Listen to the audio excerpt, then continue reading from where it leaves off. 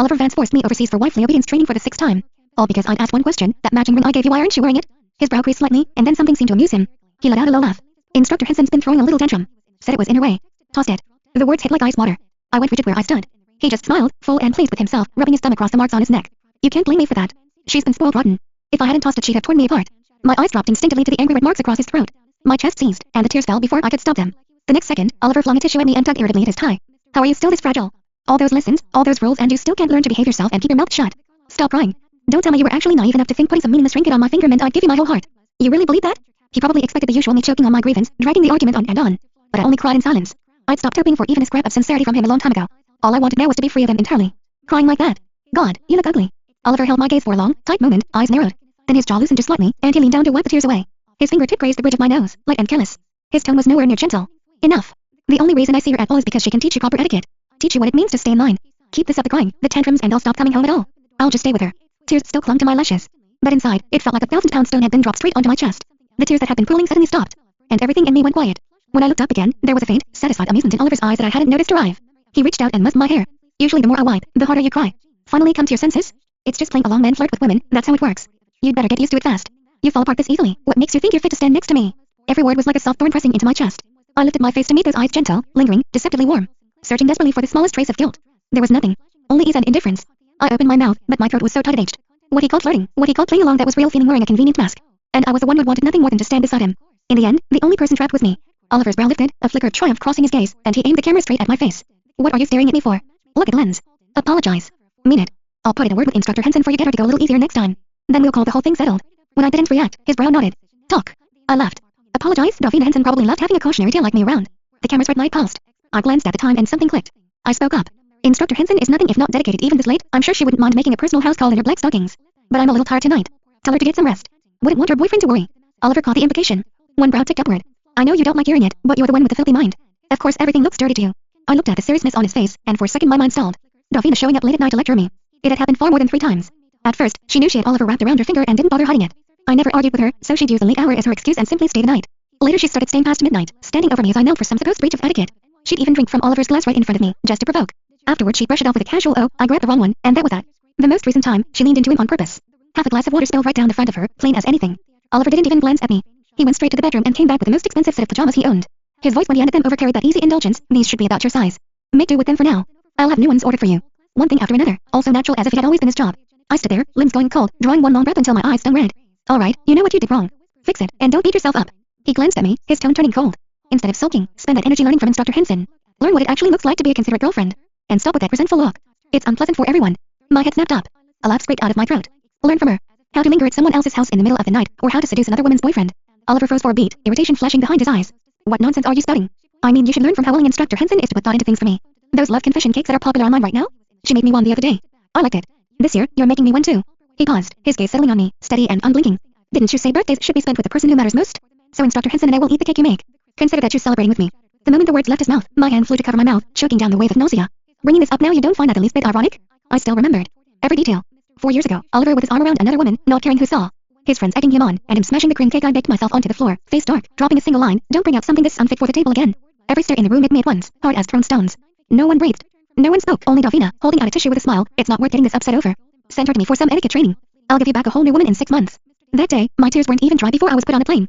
Behind me, Oliver's friends and their weightless laughter. That woman's been spoiled completely out of control. Not an ounce of manners.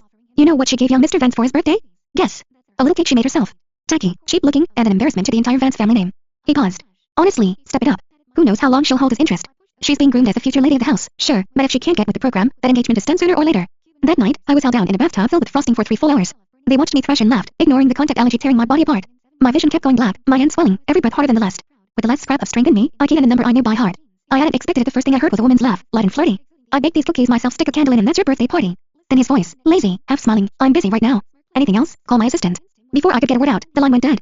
Panic flooded my chest. My fingers were shaking, already moving to redial. The screen barely had time to light up before the night shift instructor seized the back of my neck and wrenched me away from it. Her face was cold. She glanced at my lock screen and sneered. Missing your man in the middle of the night? Just as shameless as Miss Henson said. You don't even know your place, do you? Chasing after him, clinging like a leech. He's unlucky he ever met you. At the same time, Oliver posted a set of photos on his social media back home. Burned cookies on fine porcelain, such they could happen anything, warm candlelight grilling over 2 class 10s. The live photo carried the faint sound of a woman laughing, sweet and pleased. You promised. You said this was the most heartfelt gift. I shook my head hard, dragging myself back to the present. When I looked up, my gaze ran straight into Oliver's. He saw me looking and glanced away. His fingers curled once, unconsciously. He didn't manage a single complete sentence. I rubbed the bridge of my nose, turned, and went back to my room. I barely closed my eyes for a few minutes when someone started slamming on the bedroom door. Davina ignored Oliver's low attempts to stop her, her voice sharp and accusing. You've got this completely wrong. I have a boyfriend, why would I ever do something like that? And you're my student. How dare you be so out of line, making these vile accusations about your own boyfriend? Outside the door she kept apologizing to Oliver, telling him she'd failed as a teacher, that she shouldn't have let me turn out so unhinged. I had no intention of engaging. But her voice kept rising, louder and louder, as though she were the one who'd been wrong beyond all bearing. If I hadn't heard those sounds with my own ears earlier, I might actually have believed I'd misunderstood everything. I still remembered exactly how Oliver had used me as a cover to help Davina deceive her boyfriend. The call on the other end had barely been answered before the room behind me filled with ragged breath and stifled moans. Thrilling, isn't it? She probably hadn't expected me to open the door. Oliver's shirt was soaked through at the chest. His arm was still around her waist, not yet pulled back. You. Why did you open the door? Davina instinctively looked at Oliver, reaching to hold on tighter, but he shoved her away fast. I looked at the two of them and raised an eyebrow. Showing up at someone's door in the middle of the night to cry. Swearing you're innocent with one breath and crawling into a man's arms with the next. Weren't you the one with all the rules? What happened? Those only apply to other people. You don't follow a single one yourself, and somehow that's not a joke? Oliver's brow was knotted tight, his voice raw with a fatigue he couldn't mask. Maddie, I don't know how things got to this point, but it's a misunderstanding. You believe me, don't you? He glanced toward Butler Whitmore, signaling him to take Davina back first. I turned to go back to my room, and he caught my arm. His voice was low, threaded with impatience. You haven't answered me. I pried his fingers off. The answer doesn't matter anymore. My sincerity doesn't come around twice for the same person. The color drained from Oliver's face. His hand locked around the door handle, knuckles white. I won't let you talk like that. A scream came from downstairs. Sir, Miss Henson twisted her ankle. Oliver looked at me, one hand already loosening his tie, voice thick and low. I wasn't going to deal with her, but his eyes darkened, as if he were waiting for something from me. That's your business. I turned around and shut the door. Noise filtered through from the other side, and I could just make out Davina's teary, wounded voice. It's fine, really I can walk. Don't worry about me. This whole thing is my fault. Oliver let out a long breath. He hesitated, then went downstairs after her. Almost instantly, a text came through. She only showed up tonight because you can't follow the rules. I can't just leave her out there. Don't overthink this. If you need to throw a tantrum, go ahead. The front door slammed shut. I stared out into the black night. I closed my eyes, and somewhere in the dark I could almost hear the crickets again. That night had been so still it felt like something was wrong. I'd just come out of dance class when I found Oliver slumped against the dumpsters, soaked in blood, a photograph of a woman crushed in his fist so tight his knuckles had gone white. He was hunched over, gasping like each breath might be his last. I saved him. I only learned it later that it had been the anniversary of the woman in the photograph, his mother. She'd given the Vance family one son in all her years of marriage, and that alone was enough to condemn her. She'd failed to carry on the line, broken the rules. Then his father's mistress started coming for her, again and again. His mother had a breakdown and took her own life. Oliver always said the Vance family's rules killed her. He used to watch me through the studio glass while I danced, just standing there, lost. All that dazed panic in his eyes would go quiet the moment I nodded at him, then flicker back to something like hope. Soon after, the family took him back. And then strange accidents started happening to me, one after another. When I asked why, his face went hard, but all he said was not to overthink it. After that, I barely saw him. The only way I knew what was going on in his life was through the tabloids. One of Oliver's brothers once dropped a stack of those headlines right in front of me. Cold and blunt about it. He and I were never going to end up anywhere. Later I confronted Oliver with the articles. He waved it off. None of that means anything. Stop listening to people. But I kept receiving photos of him in bed with different women. At first I refused to believe it. Then a recording arrived. She's pure, sure. But once you've hit her, the thrill wears off pretty fast. You know she was said to be the next great dance master, right? All that shine, all that talent, and now she just sits in the palm of my hand. I fought with him over that recording. I told him we were done. Oliver thought I was making a scene. His brow nodded, and his tone went ice cold. All this over recording you don't even know is real? Is our marriage a joke to you? Or do you just not understand rules, what you're meant to hear and what you're not?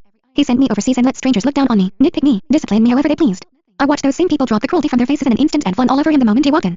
And I watched how he looked at the marks on my body with that flat, unmoved expression. These people are here to help you. Don't be so guarded. Davina called it emotional desensitization, showed me flirtatious messages between her and Oliver, compromising photos, one after another. She made me practice the correct responses for every kind of humiliating scenario. The rift between Oliver and me kept growing. I asked for a breakup more than once. Oliver never answered. Every time, he just slammed the door and left. And every time, the only thing that followed was another trip overseas for more etiquette training. By then, I could barely tell where my own mind ended and the fog began.